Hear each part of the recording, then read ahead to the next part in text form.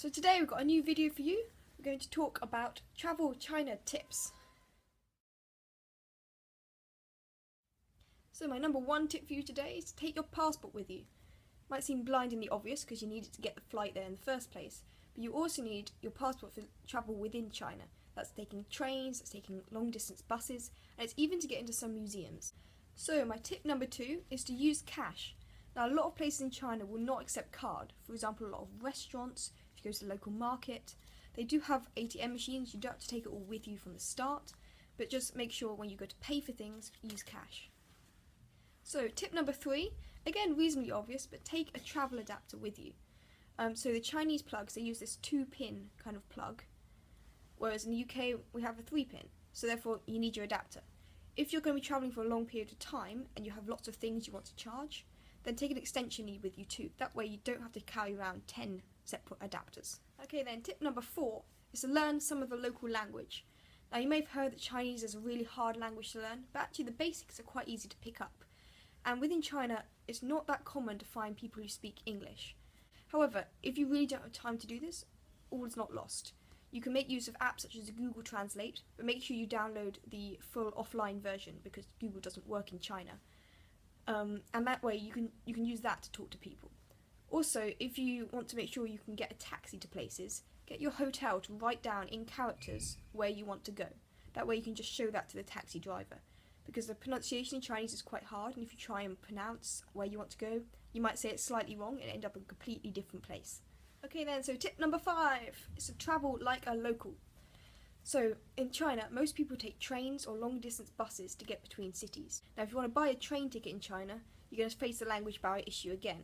But it's quite simple to get past. You just go to the train ticket booth and show on the phone the train number of where you want to go.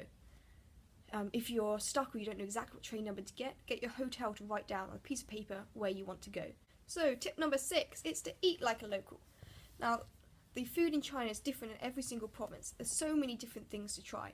So don't just be tempted to say something safe and eating KFC every day, because you put on a hell of a lot of weight and you'll miss out on something that's so amazing about Chinese culture. What number are we on now? I think it's number 7. Number 7, get a local SIM card.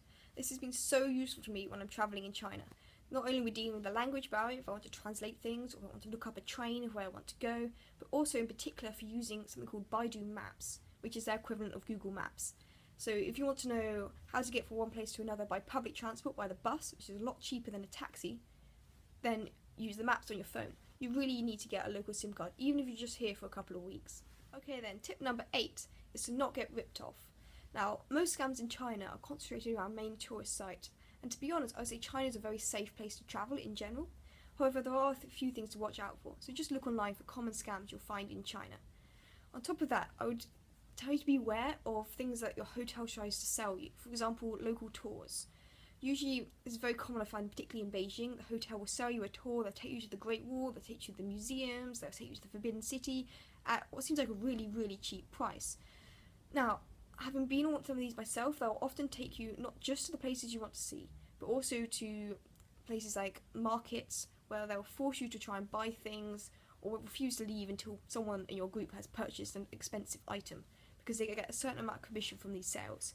So just watch out for things like this, and in general I'd say it's actually very simple in China to travel independently without going on these kind of tours. Try and avoid the English speaking promoters you'll find at a lot of tourist sites, because they'll try and drag you off into things where you have to spend money on stuff you don't want to. And on top of that, when you're at markets and things like that, bargain, take the prices down. People will see immediately that you're a Westerner or you're a foreigner, and therefore they'll put double the prices or triple the prices. So feel free to bargain the price down.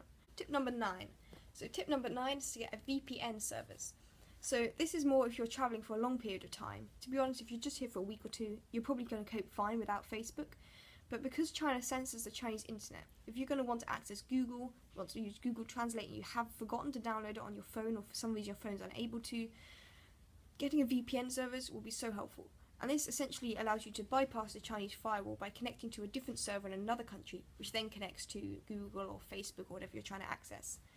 There are all kinds of VPN providers you can use. A lot of people use ExpressVPN, and I'd recommend that's a pretty good one to go for. Things can be quite pricey, but it's worth doing it if you're going to be here for a long period of time. Okay then, tip number 10 is to go off the beaten track. Now, everyone says this when you go to a new country, but I would say for China this is particularly important. So most people, when they come to China, will go to Beijing, they'll go to Shanghai, and maybe Xi'an, Hong Kong. And that will be all they'll see of China. But there's so many more things to see if you go out of these cities. And I'd say you would avoid a lot of the tourists, and it'll be a bit cheaper in a lot of these places.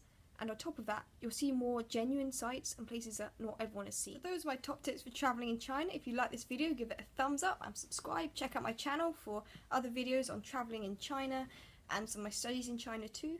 If you've got any additional tips or comments, put them in the comment section below and share your ideas. Till next time, 再见!